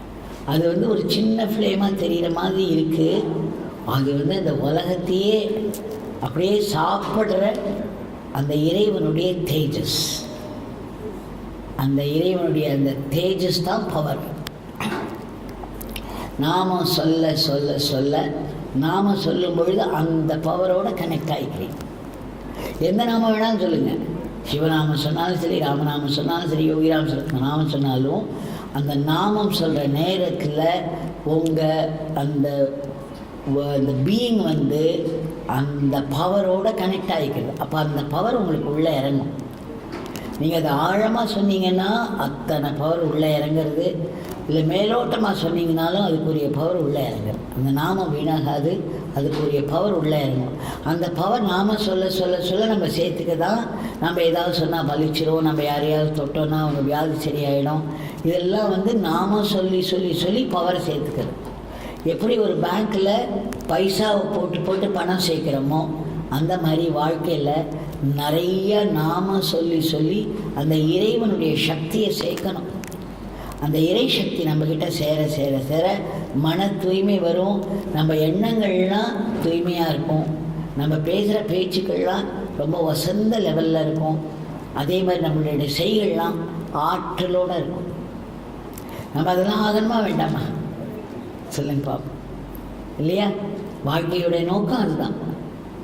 எத்தனையோ 84 லட்சம் பிறவிகள் நமக்கு, ரொம்ப எத்தனையோ லட்சம் பிறவிகள் ஆன பிறகு தான் இந்த மனித பிறவி கிடைக்கும். இந்த மனித பிறவியில் தான் நமக்கு கடவுளை பார்க்கணுங்கிற எண்ணம் எழுதுனா. அதுக்கு மனித பிறவி எத்தனையோ பிறவிகள் போயிருக்கும். எத்தனையோ லட்சம் மனித பிறவி ஆன பிறகு தான் கடவுளை பார்க்கணுங்கிற எண்ணமோ ஒரு குரு வேணுங்கிற எண்ணமோ கிடைக்கும். அதுக்கப்புறம் குரு கிட்ட நம்ம ஒரு தொடர்பு வச்சுட்டு நம்ம தூய்மை ஆகிறதுக்கு எத்தனையோ ஜென்மங்கள் ஆகும். ஆனால் ஒரே ஜென்மத்திலேயே நமக்கு கிடைக்கிறதுக்கு சான்ஸ் எப்போனா தீவிரமாக நீங்கள் நாம சொல்லணும். நாம் வீட்டில் வந்து ஒரு கூட்டு 4 பேரை நாம சொல்ல வச்சிங்கன்னா ஒரு பிரகாசம் வரும். இதெல்லாம் நீங்கள் கண்ணால் பார்க்கலாம். உங்கள் மனசில் அந்த சென்சிட்டிவிட்டி இருந்ததுன்னா அந்த வீடு பிரகாசமாக ஆகிடும். நம்ம ஒரு அழுக்கு துணியை என்ன பண்ணுவோம், ஒரு டிட்டர்ஜென்ட் சோப் போட்டு தூய்மை பண்ணுவோம் இல்லையா, தேய்ச்சி அதை இது பண்ணுவோம். அந்த மாதிரி இப்போ ஒரு வீட்டுக்குள்ளே நிறைய சண்டைகள் இருக்குது, நிறைய வேண்டாத விஷயங்கள்லாம் இருக்குதுன்னு வச்சுக்கோங்க. அந்த வீட்டை தூய்மைப்படுத்தினா ஒரு 10 பேரை கூட்டு நாம சொல்லவே. இந்த நாம சொல்ல சொல்ல சொல்ல அங்கங்கே உட்காந்துருக்கும் சில எண்ணங்கள்லாம் அதோட சூக்ஷ்ம வடிவத்தில் கம்ப்ளீட்டாக போயிடும். போய் வீட்டை கழுவி விட்டால் எவ்வளோ சுத்தமாக இருக்குது. அந்த மாதிரி நாம சொன்னீங்கன்னா வீடு முழுக்க சுத்தமாகி பிரகாசமாகிடும். அது எப்படி தெரியும்னா, நம்ம வீட்டுக்கு வந்து யாராவது ஒரு பிரார்த்தனை பண்ணால் கூட அவங்களுக்கு நடக்கும். வீட்டுக்கு வரவங்க எவ்வளவோ கஷ்டத்தில் வந்தால் கூட அவங்க மனசில் டக்குன்னு ஒரு அமைதி வரும். நாமத்துக்கு அப்பேற்பட்ட ஒரு பெருமை இருக்குது. நம்ம சுவாமி சொல்லியிருக்கார், நாமம் ஒரு நாமம் கூட வீணாகாது. பக்தி இல்லைன்னா பரவாயில்ல, அதை பற்றி கவலைப்படாதீங்க, நாம சொல்லுங்க. இந்த நாமத்துக்கு அப்பேற்பட்ட ஒரு வீரியம் இருக்குது. நான் எத்தனையோ நாமங்கள் சொல்லியிருக்கேன், எத்தனையோ விஷ்ணு நாமங்கள் சொல்லியிருக்கேன், சிவநாமங்கள் சொல்லியிருக்கேன், அம்பாள் நாமம்லாம் சொல்லியிருக்கேன். ஆனால் இந்த நாமத்துக்கு காரியம் டக்கு டக்குன்னு காரியம் நடக்கிற மாதிரி நான் என்னோடய லைஃப்பில் நான் அப்படி பொதுவாக சொல்லலை. ஆனால் அப்பேற்பட்ட ஒரு வீரியத்தை நான் அனுபவிச்சதுனால உங்கள்கிட்ட அதை சொல்கிறேன். டக்குன்னு காரியம் நடக்கும். எத்தனையோ பேர் வராங்க அங்கே, அவங்கள எத்தனையோ மந்திரங்களுக்கும் எத்தனையோ இதுக்கு வழிபாடுகளுக்கெல்லாம் ஈடுபட்டவங்க தான். இந்த நாம நான் அவங்ககிட்ட சொல்லி கொடுத்துட்டு போன கொஞ்ச நாளே, அம்மா என்னம்மா அப்படி காரியம் நடக்குதுமா, எப்பேற்பட்ட நாமம்மா இது அப்படிங்கிறாங்க. நாமத்தை பிடிச்சிக்கோ, அந்த நாமத்தை திரும்ப திரும்ப திரும்ப விடாமல் சொல்லி. இப்போ ஏதாவது ஒரு காரியம் நடக்கணும் அவங்க வீட்டிலன்னா அதை ஒரு பிரார்த்தனையாக வச்சுட்டு அந்த பிரார்த்தனைக்காக திரும்ப திரும்ப திரும்ப நாமத்தை சொல்லிகிட்டே இருந்தீங்கன்னா அந்த பிரார்த்தனை நிறைவேறாமல் ஒரு தடைகள் வந்துருக்கு பாருங்கள். அந்த தடைகள்லாம் எதனாலன்னா நம்மளுடைய கெட்ட கர்மாக்கள்னால. ஆனால் இந்த நாமம் என்ன பண்ணும், அந்த தடைகள்லாம் அழித்து நமக்கு காரிய சித்தி பண்ணிடும். 47 வயசில் மதுரையில் ஒரு அம்மாவுக்கு குழந்தை பிறந்திருக்கு. டாக்டர்கள்லாம் இனிமேல் முடியவே முடியாதுன்னு சொல்லிட்டாங்க. அந்த பொண்ணு ஒரு வருஷம் விடாமல் எனக்கு கண்டிப்பாக சாமி நாமம் கொடுப்பார், நான் ட்ரீட்மெண்ட்லாம் எதுவும் எடுத்துக்க மாட்டேன் சொல்லி ஒரு வருஷம் அந்த பொண்ணு நாமம் சொல்லி இயற்கையாக கன்சீவ் ஆகி அந்த குழந்தை பிறந்த பிறகு நான் மதுரைக்கு போயிருந்த போது அந்த குழந்தைய மடியில் வச்சாங்க. அவ்வளோ சுட்டியாக இருக்குது அந்த குழந்தை. எதுவுமே இம்பாசிபிள் அப்படிங்கிறது கிடையாது. நாமத்தை சொல்கிறவங்களுக்கு, நாமத்தை பிடிச்சினவங்களுக்கு நடக்காத காரியமே கிடையாது. நாம் மன உறுதி வேணும். எதுவாக இந்த உலகத்தில் மட்டும் ஏதாவது ஒரு காரியம்னால மன உறுதி வேண்டிருக்கா இல்லையா? ஒரு எக்ஸாமில் ஒரு ஹை ஸ்கோர் வாங்கணுன்னா ஒரு மன உறுதியோடு படித்தா தானே, படித்து எழுதினா தானே. இந்த உலகத்தில் காரியம் செய்யறதுக்கெல்லாம் நமக்கு மன உறுதி வேண்டிருக்கு. அதே மாதிரி ஒரு டாக்ஸில் ஏறணுன்னா அந்த டிரைவர் சொல்கிறத நம்பி ஏறி உட்காருவோம் இல்லையா? ஒரு கடையில் ஒரு சாமான், இந்த சாமான் வாங்குங்கம்மான்னு ஒரு இன்னும் கொஞ்சம் 4 வார்த்தை பேசுவான், உடனே நம்பி வாங்குகிறோம். ஒரு குரு சொல்கிறதையே நம்ம நம்ப மாட்டேங்கிறோம். சொல்லுங்கள் பார்ப்போம். குரு வாயிலேருந்து இந்த வார்த்தை நாமத்தை சொல்லுங்க, ஒரு நாமம் கூட வேஸ்ட் ஆகாது, இந்த நாமத்தினால உங்களுக்கு காரிய பூர்த்தி வரும் அப்படின்னு சொல்லியிருக்கார். அதனால் இதை நம்ம மனசில் எப்போவும் ஞாபகம் வச்சுக்கணும். சுவாமி இன்னும் உயிரோட்டமாக இருக்கார். இந்த இடத்துல நான் இந்த காரில் வரும்பொழுதே பார்த்தேன், அப்படி எனக்கு உடம்பு ரியாக்ட் பண்ணி அந்த மாதிரி ஒரு தெய்வீகம் நிறைஞ்ச இடமா இருக்குது. இங்கே பகவான் கோவில் கொண்டிருக்கார். இது நம்ம பண்ணின பெரிய புண்ணியம் இது. அதனால் எப்போவுமே இந்த கோவிலில் கூடி எப்போவும் நாம சங்கீர்த்தனம் நடக்கிற மாதிரி நீங்கள்லாம் பார்த்துக்கணும் அப்படின்னு நான் உங்கள் வீட்டிலாம் வேண்டிக்கிறேன். அந்த நாமம் அந்த இடத்த வளர்க்கும். இப்போ எத்தனையோ கோவில்கள் வந்திருக்கு தமிழ்நாட்டில். ஏன்னா அந்த இடத்த வாங்கின உடனேயே நாங்கள் சொல்லுவோம், அங்கே போய் உட்காந்துக்கோங்க, 4 பேர் வந்தால் கூட போகிறோம். அந்த இடத்துல நாம சொல்ல ஆரம்பிச்சிங்கன்னா அந்த இடம் வளர்ந்துடும். நாம நமக்கு வளர வளர ஆட்களும் வளருவாங்க, இடமும் வளர்ந்துடும், பணமும் வரும், டக்குன்னு அந்த இடத்துல ஒரு கோவில் வந்துடும். இப்படித்தான் பல கோவில்கள் நமக்கு அங்கே வந்திருக்கு. அதனால் எனக்கு ரொம்ப ஆச்சரியம், இங்கே இப்படி ஒரு கோவில் கட்டியிருக்காரு. பெரிய சாதாரணமாக அது எல்லாருக்கும் அந்த திருப்பணிலாம் வாய்க்காது. ஒரு கோவில் கட்டணும்னா அதுக்கு ஏதோ ஒரு பெரிய புண்ணியம் பண்ணியிருந்தால் தான் அந்த கோவில் கட்டுற வாய்ப்பு கிடைக்கும். அதனால் அந்த ஒரு பெரிய புண்ணிய காரியம் நடந்துருக்கு. ஒருத்தர் அதை ஒரு ஸ்ரத்தையாக அவங்க 2 பேருமே, சாந்தகுமாரியும் சரி லட்சுணகுமாரும் அப்படி ஒரு பக்தியோடு அந்த இடத்த கட்டியிருக்காங்க. அந்த இடத்துல அப்படி ஒரு நல்ல சாநித்தியம் இருக்குது.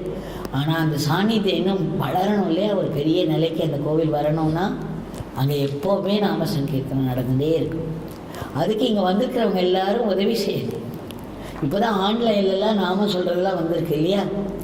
அதனால கொஞ்சம் அந்த ஒரு பிரார்த்தனையை வச்சுட்டு அதுக்குன்னே நம்ம சொல்லலாம். முடிஞ்ச அளவுக்கு இங்கே உட்காந்து ஏதோ ஒரு மாதத்துக்கு ஒரு தடவையாக இந்த இடத்துக்கு வருது, எல்லாருமா சேர்ந்து ஒரு விழா மாதிரி நிறையா அகண்ட நாமம் சொல்கிறது. அன்றைக்கி சுவாமிக்கு என்ன நைவேத்தியம் பண்ணுறோமோ அதை எல்லாருமா சாப்பிட்றது. அந்த மாதிரி நீங்கள் வச்சு வந்தீங்கன்னா இந்த இடம் பெரிய இடமா வந்துடும். இது இப்படி இல்லைனாலும் ஒரு பெரிய இடமா வரப்போகிறது. அந்த ஃப்யூச்சர் அந்த இடத்துக்கு இருக்குது. இதை நீங்கள் நம்பாமல் போகலாம். ஆனால் அந்த ஒரு பிரைட் ஃப்யூச்சர் இந்த இடத்துக்கு இருக்குது, இந்த கோவிலுக்கு இருக்குது. பட் உங்களுடைய பங்கு அதில் இருக்கணும் இல்லையா? அந்த புண்ணியம் உங்களுக்கும் சேரணும். அதனால் முடிஞ்ச அளவுக்கு எல்லாருமா இங்கே வந்து எவ்வளோ நாமம் சொல்ல முடியுமோ அவ்வளோ நாமம் சொல்லுங்க.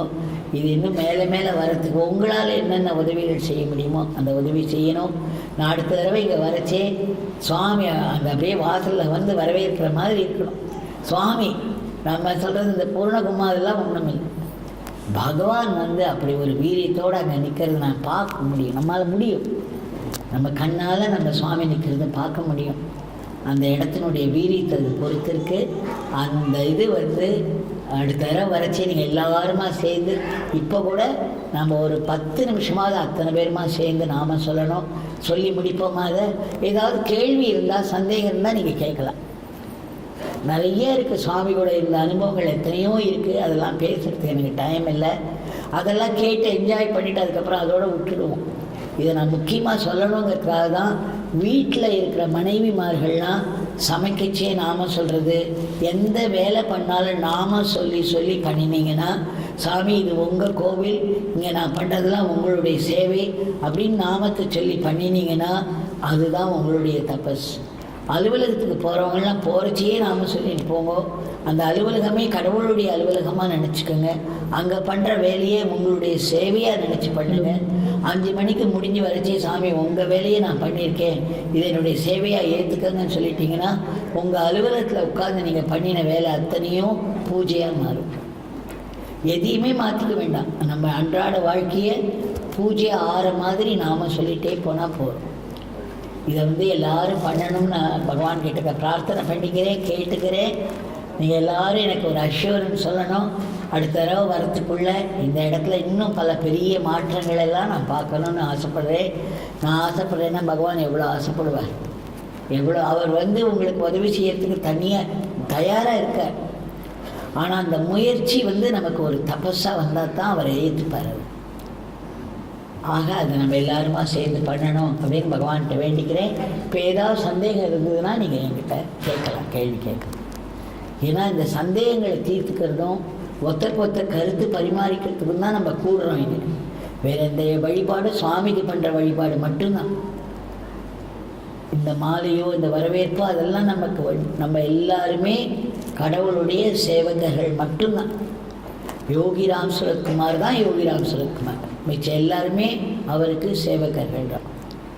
நான் கூட சொன்னேன் அவர்கிட்ட, எதுக்கு இந்த வரவேற்பெல்லாம் கொடுக்குறீங்க? இப்போ சுவாமியோட அடிமை, சாமி என்ன அவருடைய இட்டர்னல் ஸ்லேவ்னு தான் சொன்னார். சுவாமியோட அடிமை நான் எப்படி சுவாமி ஆக முடியும் இல்லையா? நம்ம எல்லாருமே பக்தர்களாகவும் சேவகர்களாகவும் மட்டும்தான் இருக்க முடியும்.